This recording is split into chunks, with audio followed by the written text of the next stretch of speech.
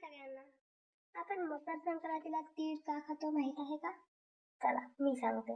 असं मानलं जातं की मकर संक्रांतीपासून सूर्य पृथ्वीच्या जवळ येतो, त्यामुळे आपली पचन संस्था ही ऍक्टिव्ह होते आणि तिळापासून बनलेले पदार्थ शरीराला उष्ण ठेवायला मदत करतात.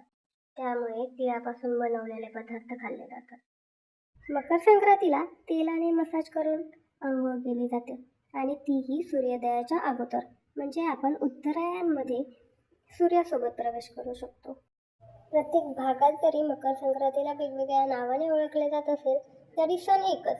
काही ठिकाणी अग्नीची पूजा करून घरामध्ये सेलिब्रेट केलं जातं. आणि अशा तिळाच्या चिक्क्या तुम्ही पण घरी ट्राय करून नक्की बघा आणि कशा झाल्या त्या कमेंट करून मला नक्की सांगा.